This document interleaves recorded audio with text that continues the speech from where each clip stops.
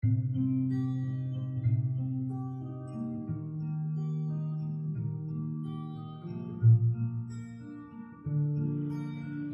compatriotes, au soir du 14 juillet dernier, le président de la République, entouré de ses proches, nous a livré un spectacle aussi pathétique qu'invraisemblable à travers un discours à triple tonalité. Alors que l'on s'attendait à une adresse populaire, pleine de bon sens et de sagesse, le président a opté pour un discours creux et partisan, exclusivement adressé à ses sympathisants, démontrant ainsi qu'il était le président d'une frange bien définie de la population. À l'heure où l'esprit de rassemblement doit prévaloir et doit primer, le président s'inscrit clairement dans une dynamique de division. Par ailleurs, ce discours nie manifestement la réalité sociopolitique actuelle. D'abord en minimisant les événements du 23 juin, puis en les considérant comme de fâcheux incidents, fruits d'un complot ourdi et orchestré par les forces de l'opposition. Voilà donc un homme qui ne mesure en rien l'exaspération et surtout la souffrance de son peuple, à savoir le peuple sénégalais. Par conséquent, et naturellement, le divorce avec ce peuple est plus que jamais imminent. Un divorce qui finira par le bouter inéluctablement hors du pouvoir.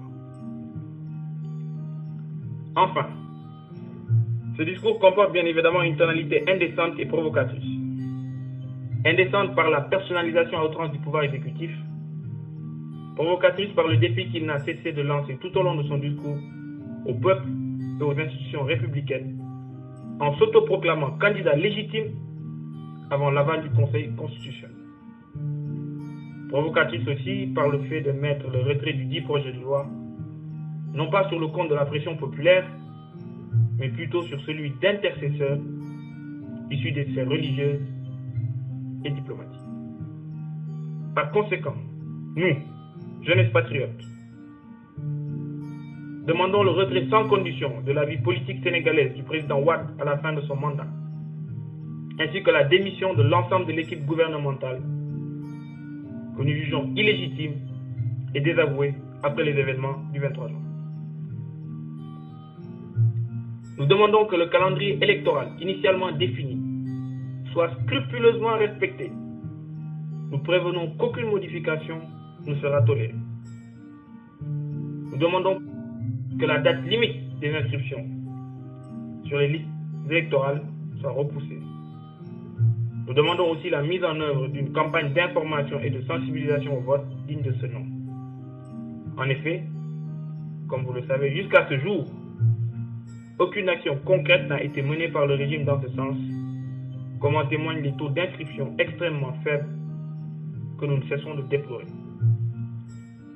Nous exigeons le respect des libertés individuelles, c'est-à-dire l'arrêt immédiat de toute forme de violence et de toute forme de stratégie d'intimidation, non seulement envers les leaders de l'opposition, mais aussi et surtout envers les leaders étudiants et envers les cyberactivistes.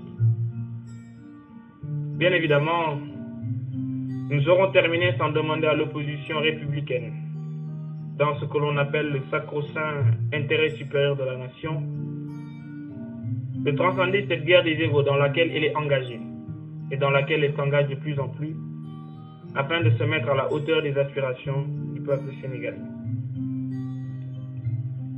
Et pour reprendre Abraham Lincoln, on peut tromper une partie du peuple tout le temps, et tout le peuple une partie du temps. Mais on ne peut pas tromper tout le peuple tout le temps. Nous sommes tout, ils ne sont rien. Vive la République. Je vous remercie.